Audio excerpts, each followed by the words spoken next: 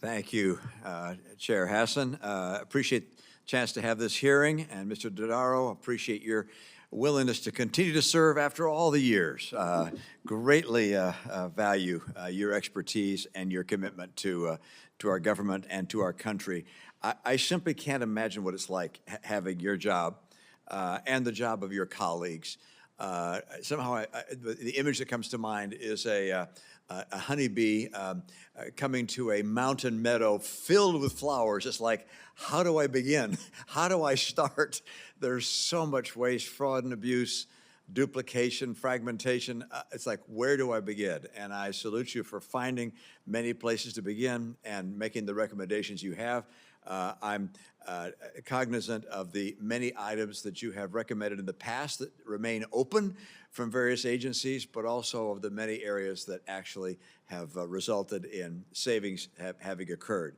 I also would note that as a result of last year's duplication report that you presented here, I introduced, along with Chairman Peters, the Bipartisan Government Spending Oversight Act, which has made it through committee. I'd like to see it get to the floor.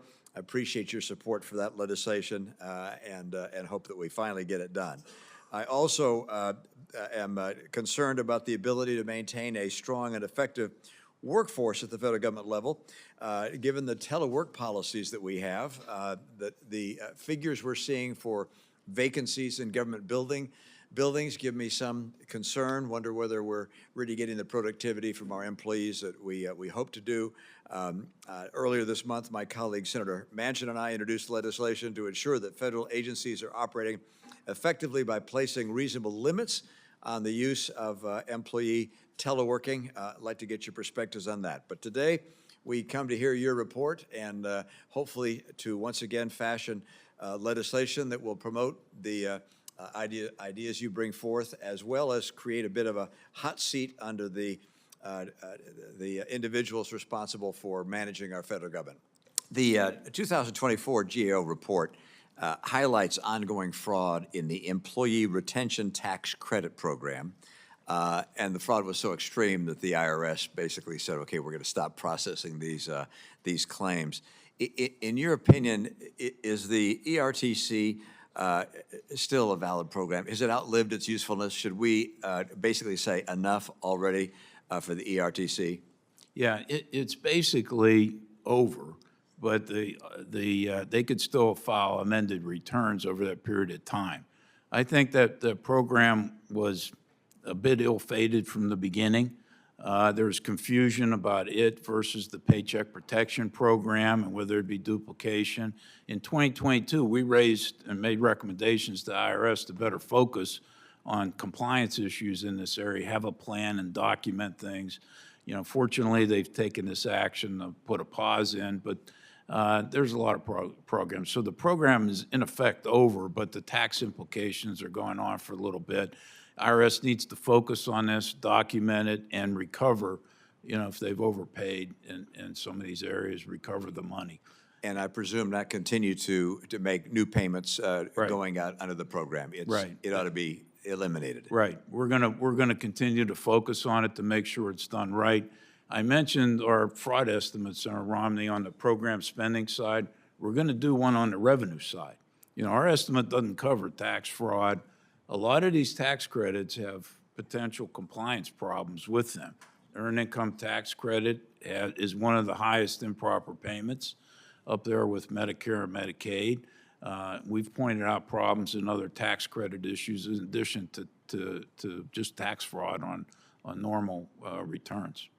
You know, the numbers on fraud, particularly as it relates to government fraud, are perpetuated against the government, are just mind-numbing. It's in the many billions of dollars, and we've been going after this for years. And I wonder, is there something we could do in general? I mean, for instance, if someone steals from a church, I feel the penalty ought to be greater than if they steal from, you know, the Walmart. Oh, maybe I'm going to get in trouble for saying that. But and maybe I shouldn't elevate the church that high. Let's just say, but if someone steals from the government, my view is, gosh, the penalties ought to be really quite extreme.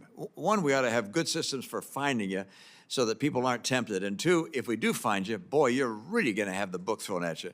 My sense is that people figure, hey, I can steal from the government and nothing's going to happen, both because of lack of detection and because the penalty isn't severe enough. Should we be devoting more resources to identifying fraud, and then should we increase the penalties for people who basically steal for the government? And if so, where is the place really to focus those kinds of efforts? Yeah, and we have a number of recommendations in this area. It's a great question. First of all, I think the penalties are pretty severe, but the problem is that you have undetected fraud, which we're not focused on as much as we should be, and that's what our estimate includes, potential undetected fraud, to try to point in that direction.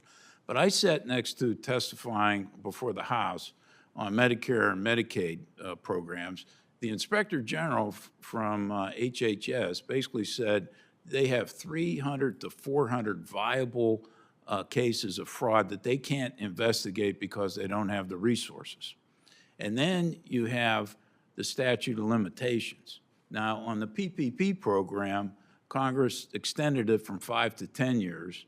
The administration's trying to extend it on the unemployment insurance area, which I support. That should go to 10 years too. So you need a little bit longer time, but then you need to give the IGs more ability to settle administratively. A lot of times they'll do this, but then it gets to the prosecution sort of funnel, and unless it's big dollar amounts, there's not enough resources to prosecute the people, even though the investigations might have been done. So not enough investigations are being done, not enough effort on prosecution. There ought to be more tools given to the inspector generals. I've also recommended that the current effort of the Pandemic Response Accountability Community, whereas a group of IGs, they've developed 90 data sharing agreements, they've developed thousands of leads. That's due to expire in a couple years. It should continue on a permanent basis. I made this pitch back in 2015 when the Recovery Accountability Transparency Board was due to disappear, and Treasury had the ability to pick it up, but they didn't. I advised them to do it, and I advised Congress to make it permanent then. They didn't, so here we were five years later throwing trillions of dollars into pandemic relief. This group was not in existence. It didn't get recreated until 2021. By then, we'd already spent $2 trillion. So we ought to have it on a permanent basis. The scope of fraud and improper payments is such that it ought to be permanent. Couple of items, pretty broad items. I'm just going to begin with one that's more narrow, which is I begin by noting that the federal workforce is, in many cases, extremely productive, hardworking. I spoke with a family member of a federal employee just today, spoke about how their spouse is just working like crazy. On the other hand, concerned that some other people in the department are not working quite so hard, and all the burden is falling on the few rather than the many. And this revolved around the teleworking that we do following COVID. I mean, everybody went home, and interestingly, not everybody's come back to the office.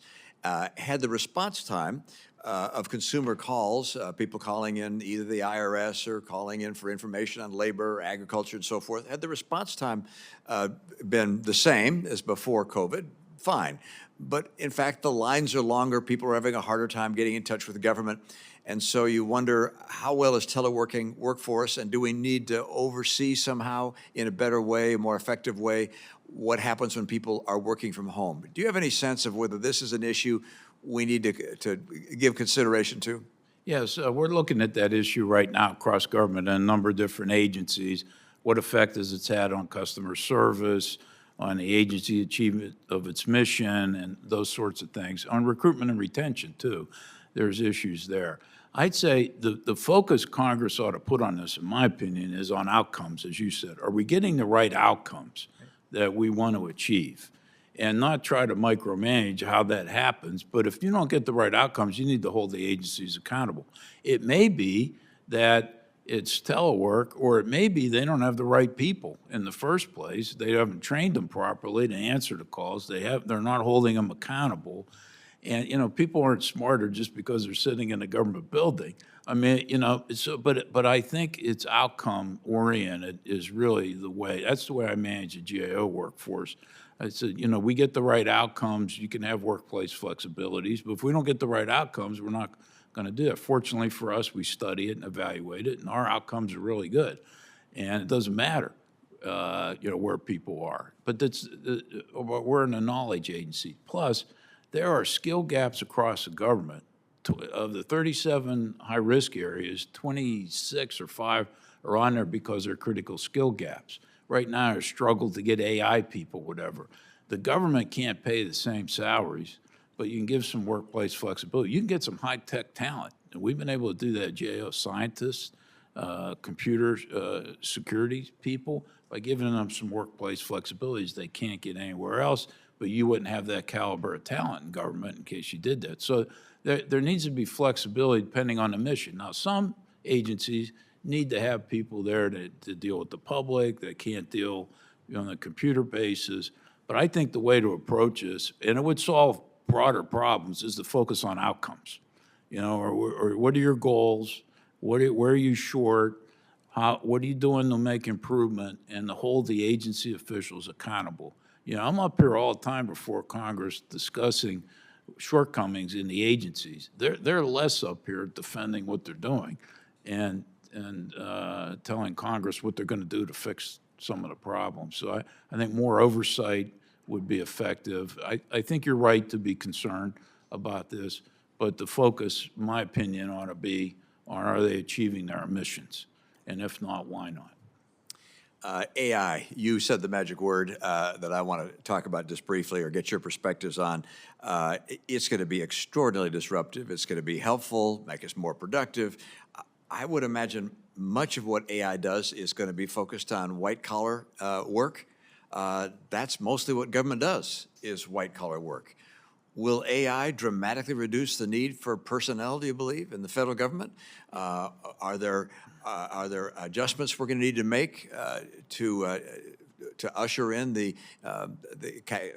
capacity and capability of AI? What's your perspective on where that's going to take us? I mean, I'm very optimistic about how it can make us more effective and more efficient. I'm also scared to death about things it can do inappropriately. I don't begin to believe we've thought about how to regulate it or manage it at all. But what are your perspectives on the advent of AI and the impact it's going to have?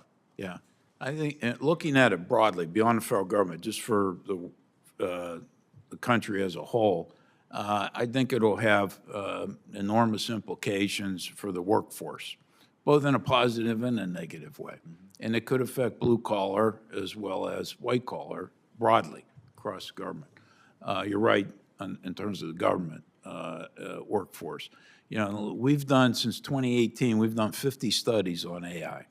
We've looked at AI in accelerating drug development, medical testing, diagnosis, and treatment on patients. We've looked at it as a result to the algorithms used for DNA testing, for example, and other things. And we developed a framework for how to audit artificial intelligence algorithms.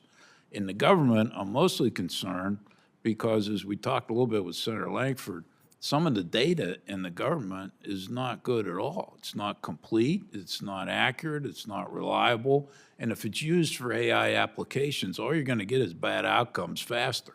So the limitation of the government, because of the lack of reliable data, is enormous and should not be underestimated.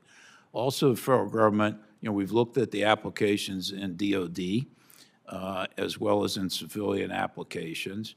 The government's going to have difficulty getting people who are trained in AI, so we need education programs, we need better recruiting and training.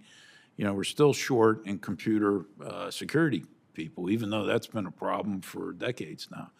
And so I think it's going to have enormous implications. And not too far behind that, you're going to have quantum computing, which is going to completely destroy all the cryptography that we have or is known events. So these changes are happening rapidly. Government always has a problem responding as fast as changing in the environment.